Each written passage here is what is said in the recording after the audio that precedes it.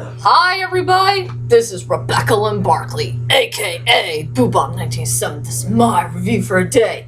And today's review, ladies and dudes, well my friends, we are finally here on movie review number 30. And what's today's movie review of the day?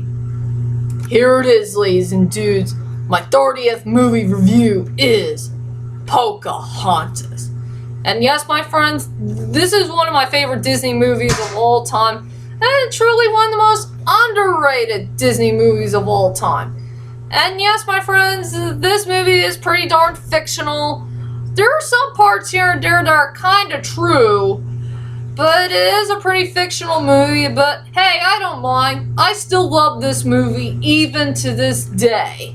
So, anyway, without further ado, ladies and dudes, let's head on to my 30th movie review of Pocahontas. So, the story took place in somewhere around the 1600s at the year of 1607. A couple of British dudes who are packing their stuff, going on a ship, and are heading on the way to their brand new world that they had never discovered before. While they are searching for something that this Governor Ratcliffe dude is looking for is a bunch of money, and lots of gold. Well, all of them are pretty excited about getting gold, but as for this other British dude named Captain John Smith, all he cares about is going on to some grand adventures that he had never went to before. And since he loves to travel from so many years that he traveled around the world here and there, he is looking forward to a brand new world that he had never discovered before. So while the British dudes are on their way to Virginia, and speaking of Virginia, there was this young, beautiful Indian princess named Pocahontas. She was just being a normal human being like she always been. She loves to go to the forest, talk to animals, talking to some very old wise tree, and, listening to the spirits of nature from heavens above when the wind, the spirits, or whatever are going to take her to a place that she had never discovered before on her own. While Pocahontas is living a nice normal life, trying to be a normal human being for once, she got a message from her best friend Macoma. Macoma told her that her father came back home, and Chief Powhatan is going to tell Pocahontas a very big announcement that he really wants to explain to her about what her future is going to be. And that is, Chief Powhatan told Pocahontas that she's going to get married to one of her father's soldiers, who's the most serious one in the group, I guess. When Pocahontas heard that news, let's say she wasn't that excited of getting married to somebody that she barely knew, I guess. Maybe from her childhood, I guess. And so, while she's thinking about that, she just visit her old tree friend named Grandmother Willow, and Grandmother Willow explains to Pocahontas that it is time for her to follow her path that is coming somewhere deep inside of her heart. What kind of life that she wants to go for her near future. Even Pocahontas want to find out about this very mysterious arrow that is spinning really fast until suddenly it stops for what kind of path that she needs to go to. But while she is figuring out, Pocahontas and her hummingbird and her raccoon friends, they discovered that the British people had already landed to Virginia and started doing their job of digging holes, cutting down trees, and looking for pure gold. But as for John Smith, he decided to check out so many things that he had never discovered yet until this one unfaithful day, Pocahontas and John Smith had finally began to meet. One of the best parts about this movie is when John Smith had finally saw Pocahontas for the very first time, he began to notice that he is starting to fall in love with her. Even for the first time when they met in the waterfall scene. And also, there's going to be a big giant problem between Pocahontas' people and John Smith's people, that there's going to be a big giant chaos on the loose, that there's going to be a war coming. And it's going to be a brutal one, if you know what I mean. So there's only a couple of questions remaining in this movie. Will ever Pocahontas and John Smith will keep their love together, and maybe one day they'll tell their own people the truth that they're already in love with each other? Will ever Pocahontas find the path that she wants to follow in her future?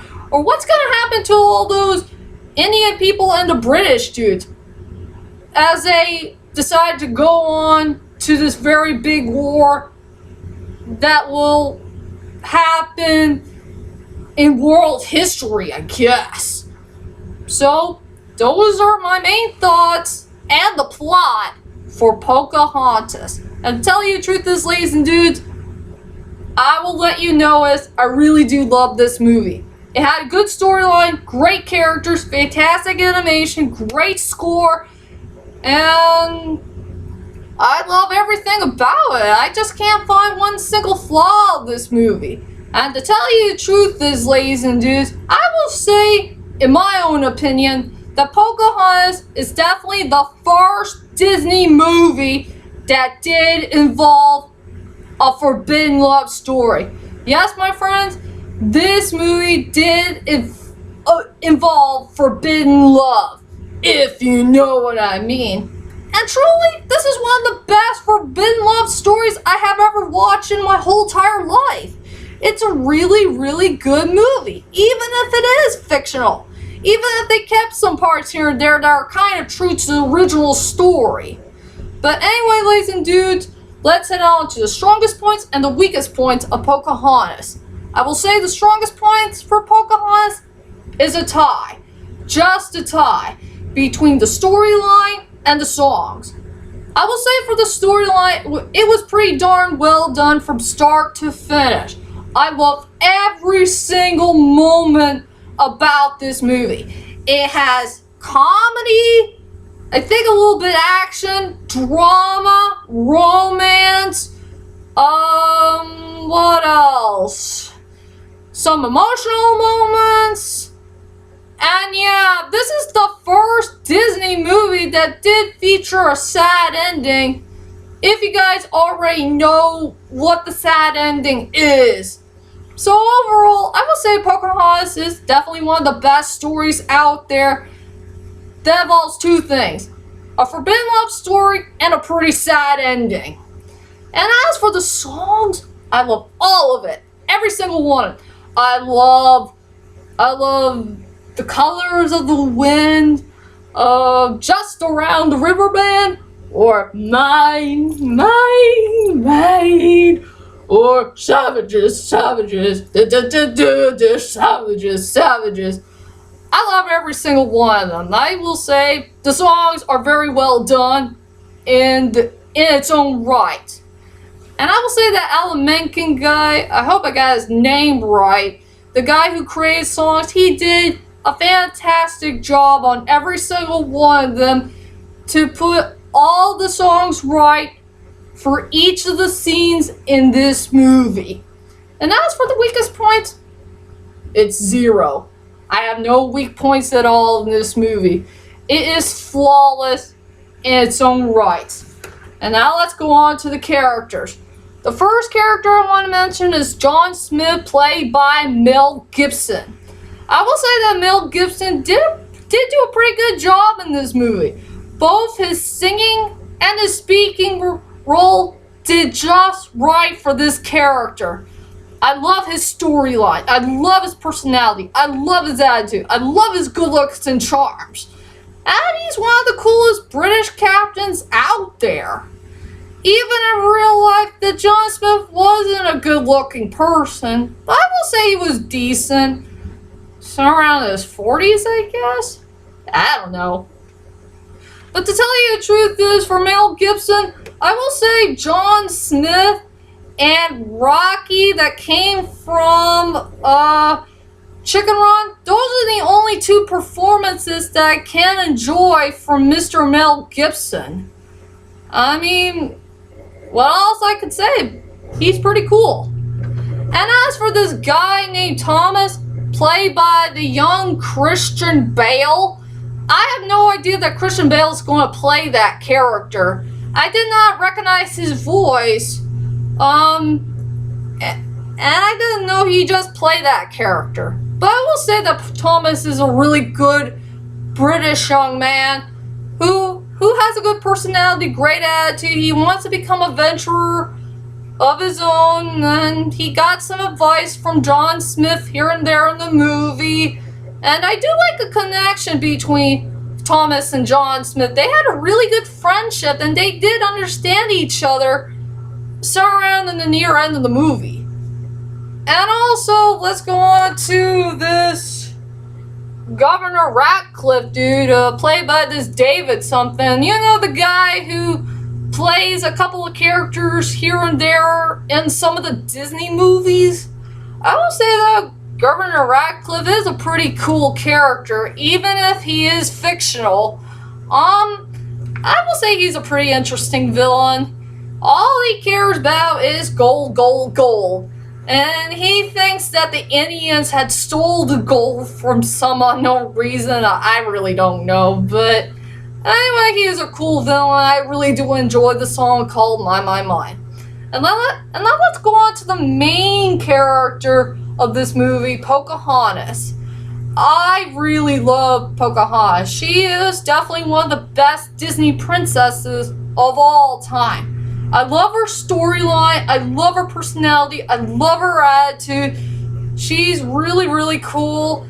She does have a good heart. She's a very carefree princess who wants to live in a freedom world, you know, to do whatever she wants. She's very spiritual, very strong, and she wants to keep the peace alive no matter what. And the most strangest part about Pocahontas is when I get to know about the real story of Pocahontas, Pocahontas was definitely 12 years old back in that time. I really didn't know that. Maybe before or after I saw this movie. But I was kind of surprised. I thought Pocahontas might look like this, but actually she's definitely 12 years old. That's weird, if you know what I mean. But real or not, I do love this character, and she'll always be one of the best, I guess. And now, ladies and dudes, let's head on to my final thoughts of Pocahontas. Overall, Pocahontas is definitely one of the best Disney movies of all time, even if it's so darn underrated. It had a good storyline, it has great characters, it has great animation, great songs, great score, and truly one of the best Disney movies that did feature a forbidden love story. And also, it had one of the most saddest movie endings in Disney history. So for my rating from 1 to 10, I decided to give it a perfect score of 10 out of 10. You have better watch this movie to believe it. And yes, my friends, I did see this movie a long time ago when my mother, my sister, and myself did see it in the theaters back at 1995. Definitely one of the only good movies I've seen in the year 1995. After all, I was interested in cartoons back then. So anyway, ladies and dudes, that is my 30th movie review of Pocahontas. I hope you enjoyed this movie review.